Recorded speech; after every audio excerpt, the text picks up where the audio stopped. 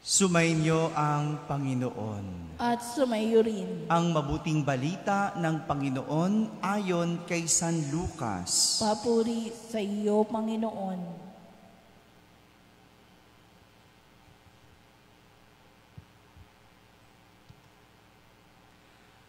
Noong panahong iyon, sumama kay Jesus ang napakaraming tao.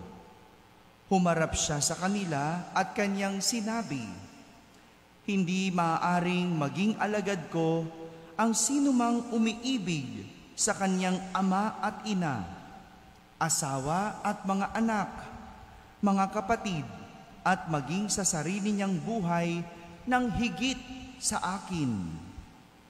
Ang sinumang hindi magpasan ng sariling krus at sumunod sa akin ay hindi maaaring maging alagad ko. Kung ang isa sa inyo ay nagbabalak magtayo ng tore, hindi ba uupo muna siya at tatayahin ang mga magugugol para malaman kung may sapat siyang salaping maipagpapatapos niyon? Baka mailagay ang mga pundasyon ngunit hindi naman maipatapos. Siya ay kukutyain ng lahat ng makakakita nito.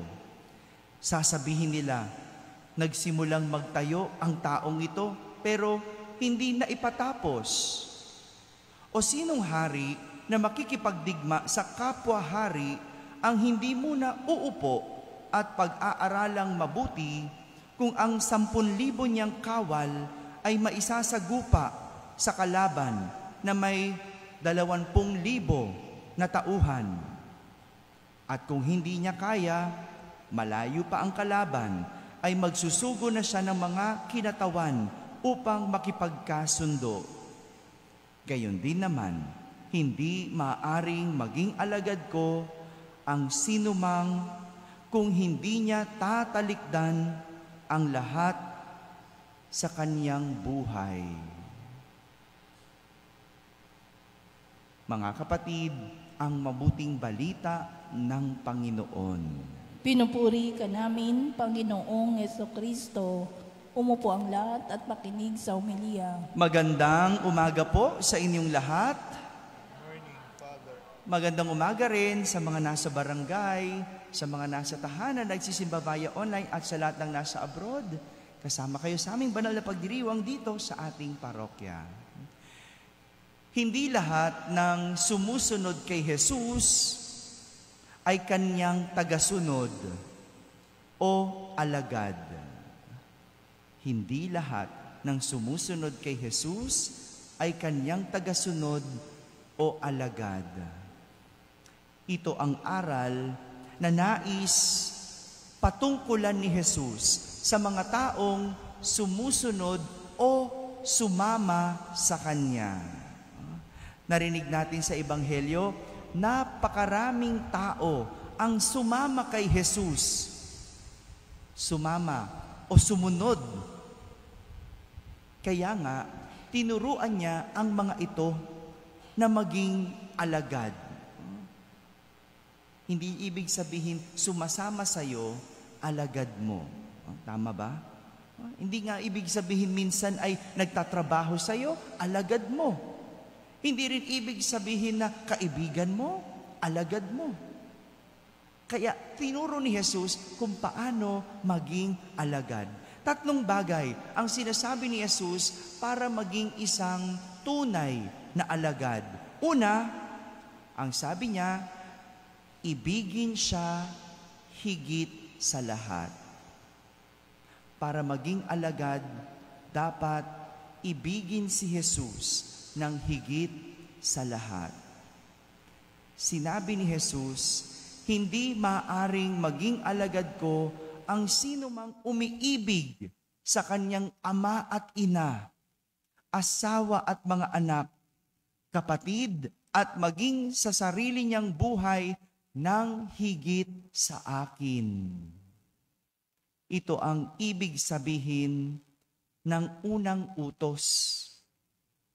Ano yung unang utos? Ang ibigin ng Diyos ng buong isip, puso, at kaluluwa. Walang alagad na nagmahal ng iba ng higit kaysa Diyos. Dahil hindi pwede na hindi una ang Diyos. Yan ang ibig sabihin. Para maging alagad ni Jesus, dapat iniibig siya ng higit sa lahat. Pangalawa, para maging alagad, pasanin ang krus at sumunod kay Jesus.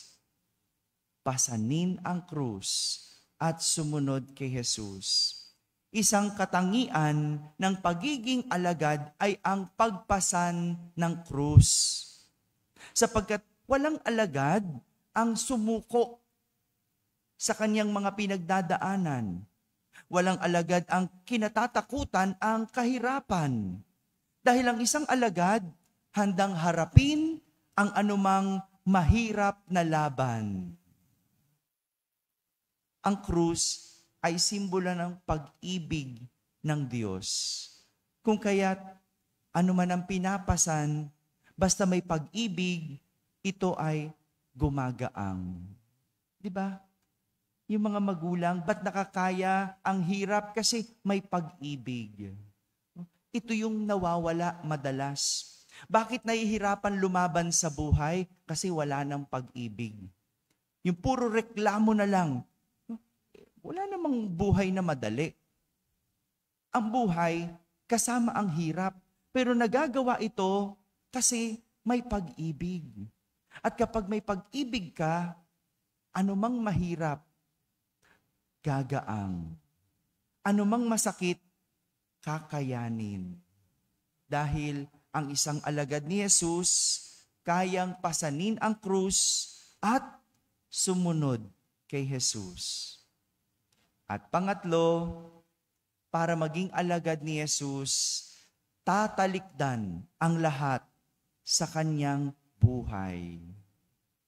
Tatalikdan. Ang pagiging alagad ay may paglimot sa sarili. Hindi inuuna ang sarili at hindi makasarili.